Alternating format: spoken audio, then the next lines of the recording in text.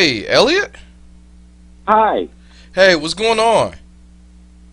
Not much. How are you doing, man? I'm doing great. Hey, we were on the conference line. We had a couple of troubles, but I'm talking to you now. Want to just All good. jump into the interview?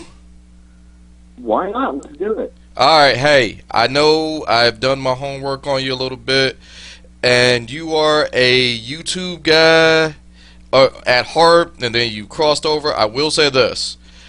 You know what it is when technology fails you.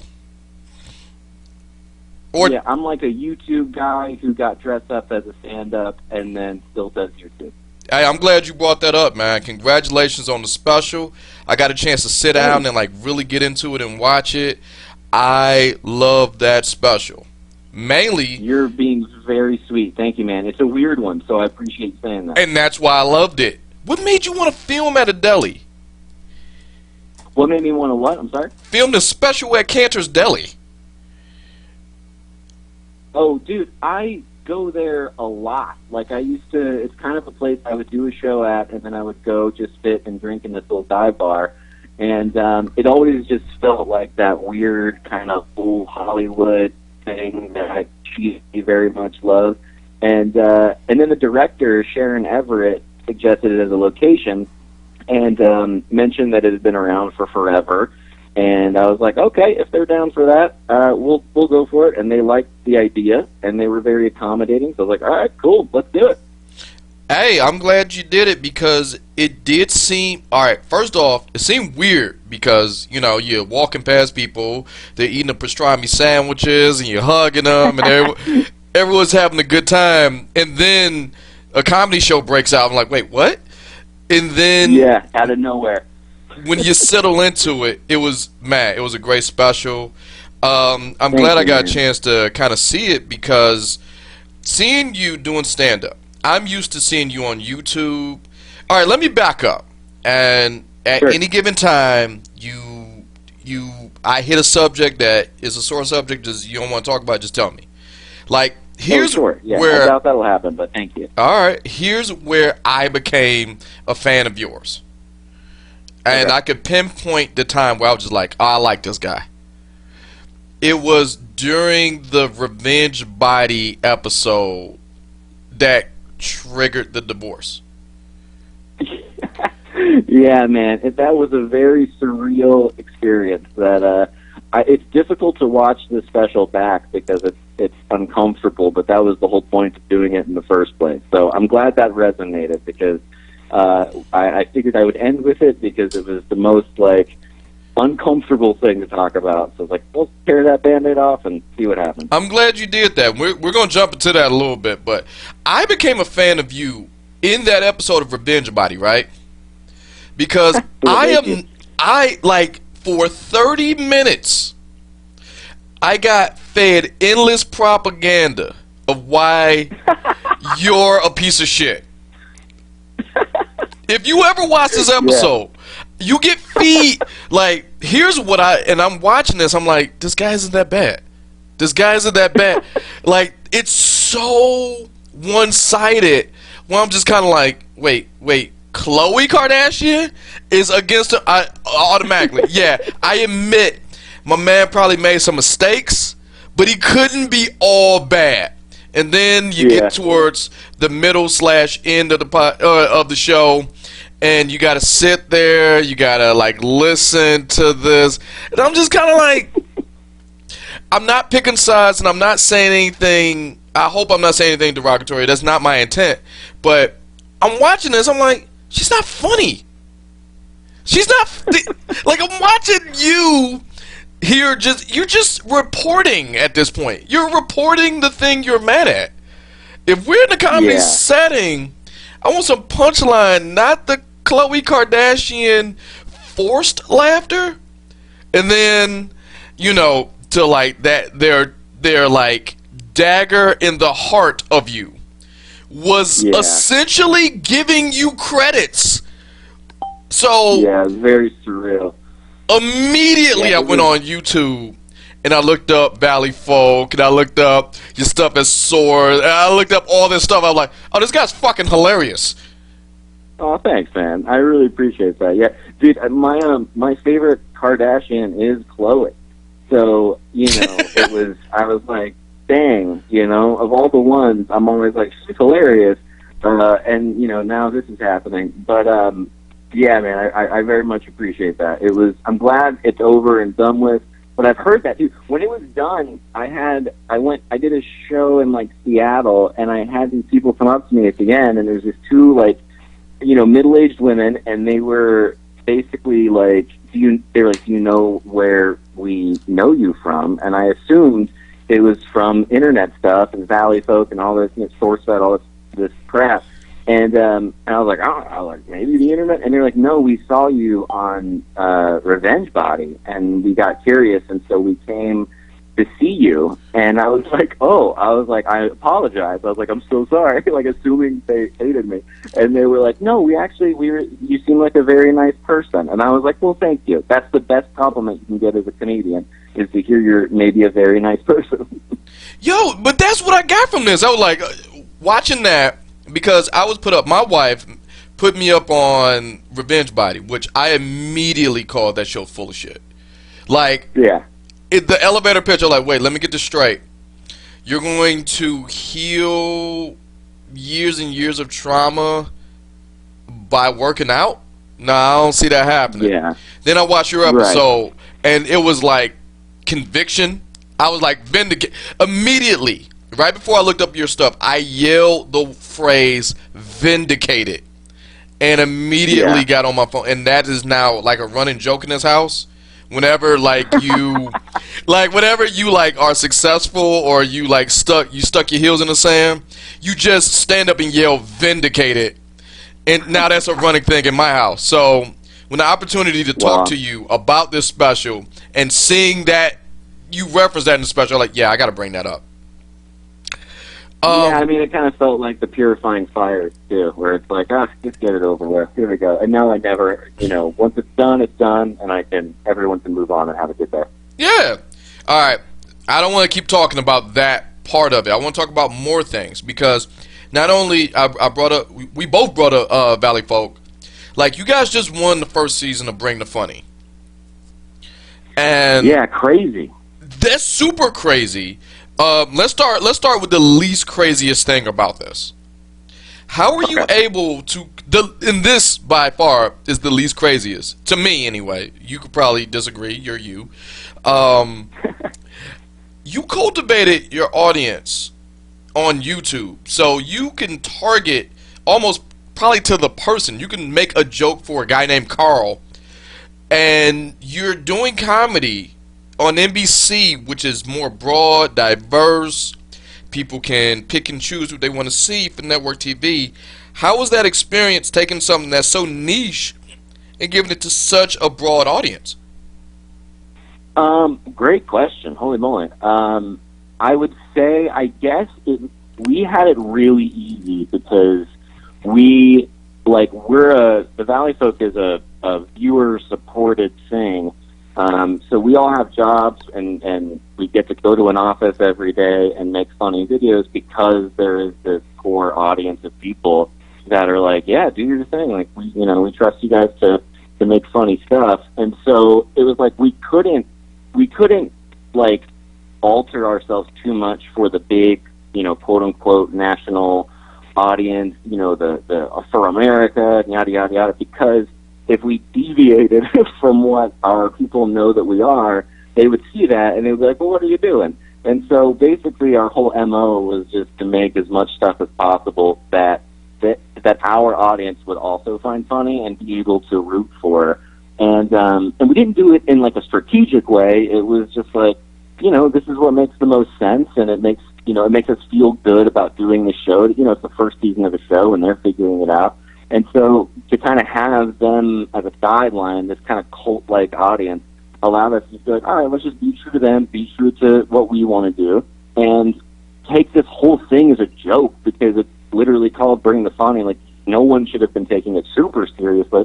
And so we were just like, all right, we're going to do a sketch about, monsters under the bed, or a robot that tells people that their spouses are dead, and, all this insane stuff. And we're like, let's just see what happens. And the fact that the the judges liked it. The fact that they were into it was shocking and very cool and very honoring and like humbling. And the fact that, you know, we were able to rally an internet audience around a TV thing was also just like, oh, this is, you know, I'm still processing it, so I don't have the right soundbite to say about it. But no, be so real, cool. be real. I like how you're saying it's, this. It's a real talk reaction, knee-jerk reaction, yeah, mainly because those two audience are oil and water. Like the internet guys or people like myself, they want to dig into the littlest minute detail of why a joke is funny, why did it work, why did I laugh, what do I relate to it in.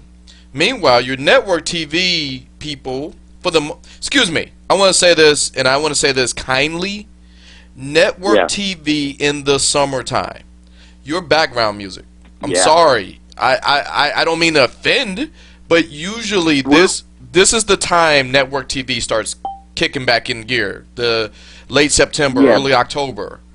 So for you to resonate with that many people because you beat the sun, you beat summertime. Yeah, yeah.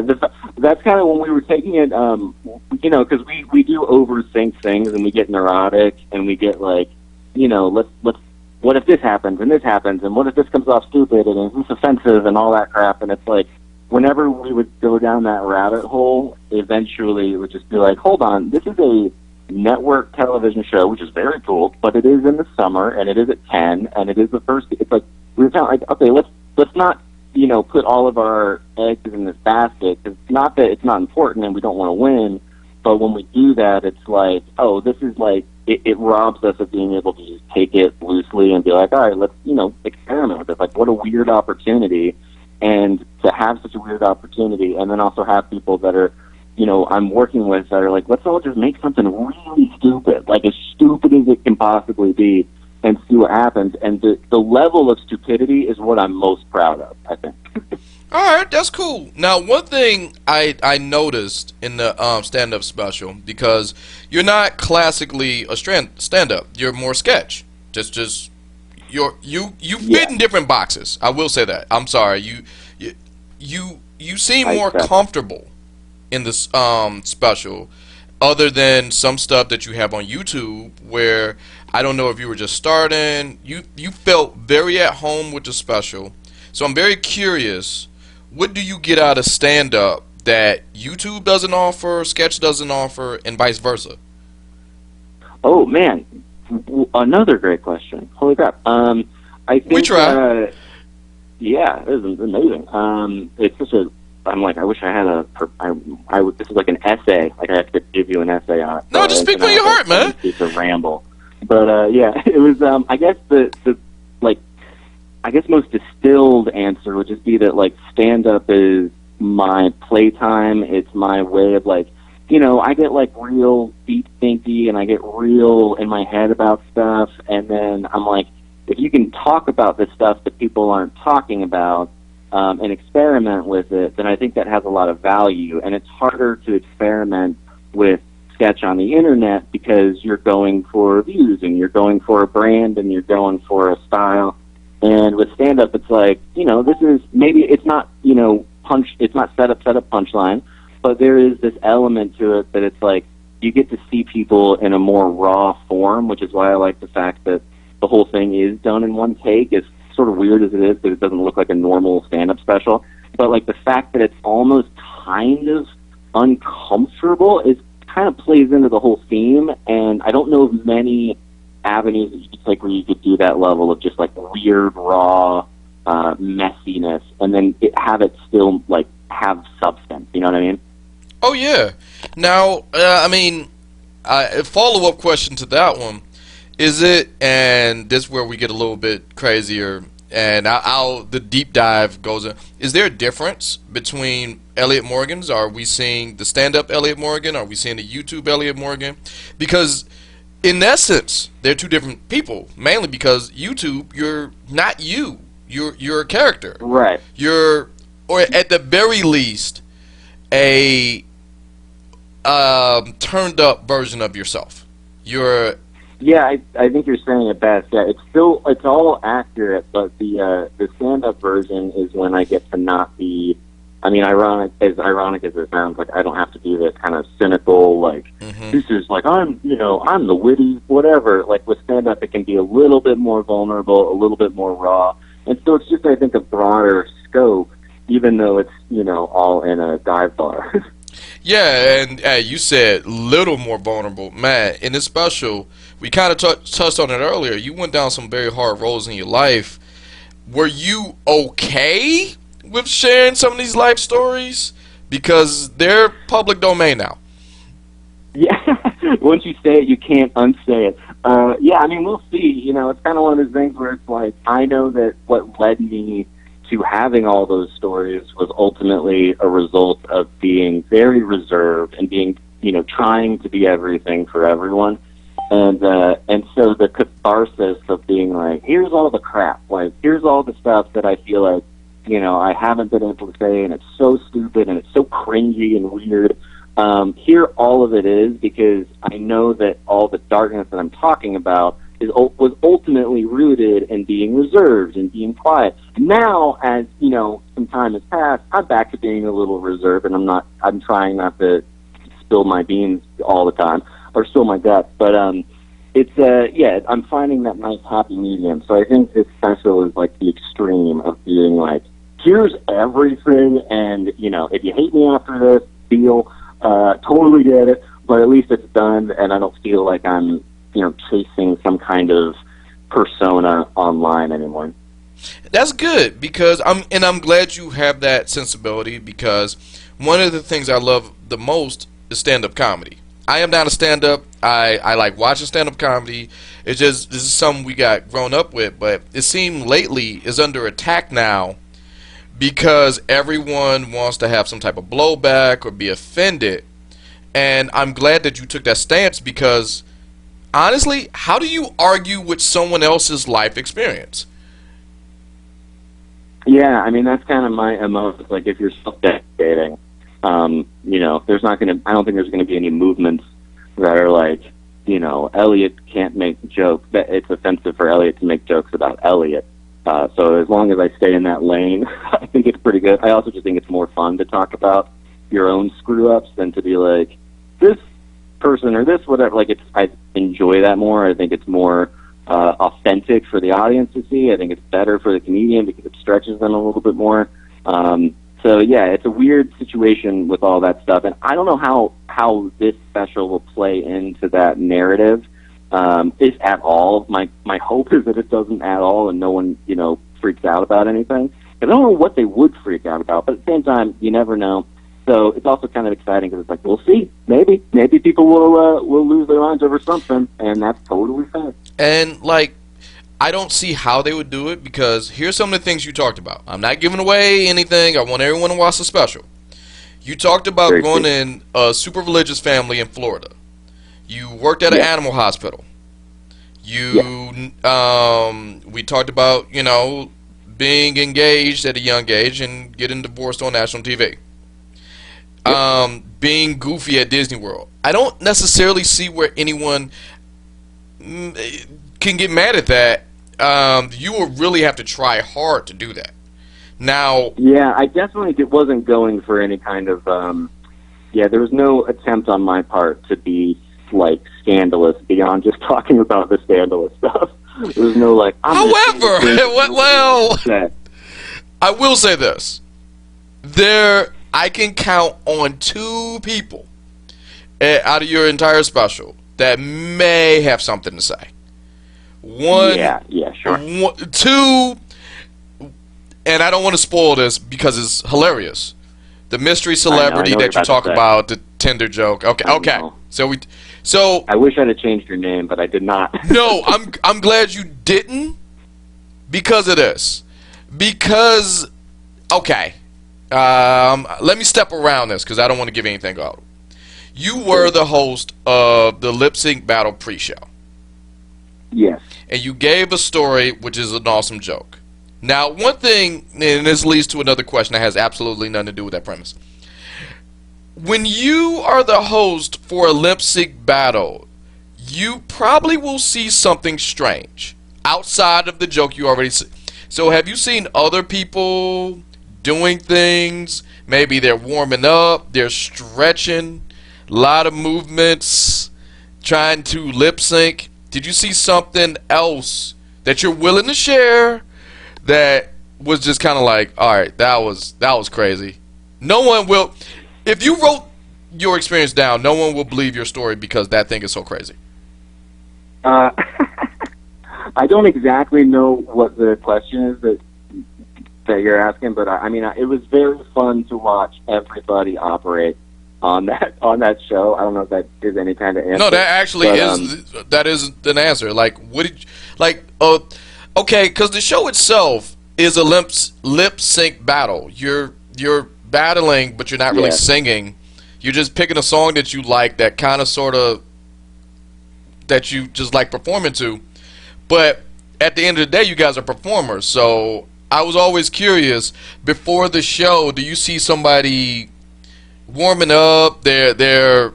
See some like weird... I mean, that show was filled with people being like way, way, way more dedicated than you would think to something that is so admittedly very dumb, and dumb in a good way, like so silly and weirdly entertaining. And it was fun to do, to bring the funny stuff, because it was reminiscent of that, where it was like, we're taking this one thing, like we had on our last sketch on Bring the Funny, we had this thing where it was like, we were freaking out over, sorry, I'm in Las Vegas and somebody has a card they wanted to tell you that. But we were freaking out about basically this like shot glass and smashing, and whether or not it was going to, the sugar glass was going to fall somewhere, and it was too much liquid. And it reminded me of the lip sync battle stuff, because I was like, oh, look at us freaking out and actually working really hard over something that no one will do anything other than kind of watch and maybe laugh at. But I kind of like that, like watching people really take it seriously and, like learn dance moves and kind of just watch from afar when they're these huge celebrities and they're taking the dumbest thing possible very seriously. It's just like, oh, we're all just like trying to entertain people. It was like, oh, these are entertainers that I can look up to. And that's very nice. Does that play into the story that I tell? Of course not, which is terrible, but it is what it is. Hey, we all move on. Hey, I get it. That's why I wanted to word it and tiptoe around it, mainly because I don't want to spoil anything. Yeah, but it's such a weird. I went back and forth until basically the night of, on, because I didn't want. I mean, honestly, I didn't even know what was going to happen. We filmed the special, and the director sort of arranged everything, and we didn't know where it was going to land. And then we teamed with Comedy Dynamics, and then they've been amazing. And they were like, "Oh no, we're going to put it, all over the place." And I was like, "Cool." I was like, "That's really exciting." I was like, "Did I say anything in that I really regret?" And I was like, "Oh yeah, that's the one. That's the thing." But it's done. Nothing to do now. Just to see what happens. Now, with the special under your belt, you're coming on tour. Actually, I'm glad you brought that up. You're going to actually be here in Detroit at Mark Riley's Comedy Club the day after the special airs on the 1st. Yeah. So October 2nd, the special release October 1st, and the show is October 2nd. So you're going to be right here in my home base. I got to know, I don't want to say how life has been since Bring the Funny, since when you put all of this in the blender. How do you feel right now? How have you wrapped your mind around everything that's happening right now? I haven't wrapped my head around it. I feel like I'm on a very fun roller coaster, and that's way better than not being on a roller coaster. It feels like a roller coaster that I actually wanted to get on. But no, man, I mean, it truly is all very cool, and I hope it keeps going, and that, I get better at this thing that, we're all trying to do. And, it's just sort of like, I'm taking it one day at a time a little bit, and also trying to like celebrate and trying to be, take it lightly as much as I can, which is why I'm currently in Las Vegas, and I'm only down $50. So things are going pretty good. That's pretty good. To Vegas. Yeah, I'm actually pretty proud of myself so far, and I'm lying. I'm down $80. Okay. Okay, like that's where my head's at. okay. When you start getting into 4, 5, 6 figures, then is panic time. But yeah, I know, $80, and you don't live put and it learn. past me, man. I will absolutely do that. I will sit down, and it won't even be at a cool game. It'll be at one of the video game, the arcade blackjack tables, and I'll just put down all my money, and that'll be the end of me. That'll be the last you ever have to get. I don't think that it would be the end of you. I think, and I'm only speculating, I feel that you can go bigger in Vegas other than losing money. That's so cliche. Like, I know. I feel in a night you can have a one-man show, get it, lose it, win a fight with Mike Tyson, but somehow lose a fight to Mike Tyson's Tiger. Yeah. I mean, can work on it. I mean, I'm here tonight, so I'll see what happens. I'm just saying, man, explore the space. Like, really. Yeah, I mean, there's definitely more. Yeah, there's more interesting things to do than lose a little bit of money. I'll try to at least, I'm not going to say I'm going to commit any felonies, but if it happens, it happens. Then you got room for the next special. I mean, that's how it works. Yeah, you're right. That's very true. But Elliott, I want to thank you for giving me just a few minutes of your time. I love the special. I need everyone to see it. You know what? I should have did this at the start. We were having technical difficulties. Please, all your socials, throw it out there because I want people to support you and rock with you without seeing you go through revenge body. Well, thank you very much. That means very much. And also, man, thank you. The questions that you're asking are really good. So thank you. This is you made me think, and I appreciate that. And if anybody wants to follow, it's at Elliott Morgan, 2 LCTs on Instagram, and that's the biggest one. And then elliottmorgan.com/tour for shows that are popping up. One of which is in Detroit. So I'll see you soon, or at least I'll be in your vicinity. No, I'll try to make a way to show up. I will show up, introduce myself. Is hands down the least I can do, just to say thanks for being on the show. If time prevails, because Mark Ridley's isn't that far from me, but so I will try to do my damnness to be there, if only for like 2 minutes. Hey, Elliott, it's me. It's the Guy Podcast you were just on a couple days ago. Yeah, do that. Way to nurse that tiger bite. I'm not gonna ask to punish you with the whole thing. You've already heard a lot of the jokes anyway, so it's perfect. Yeah, pop in, say hi, and we'll hug, and then be on our merry way. Okay, cool. I'll do it. Well, thank you so much. Man. Thank you so much for letting me on here. Yeah, this is really cool. All right, man. Thanks. Thanks, man. Bye. Bye.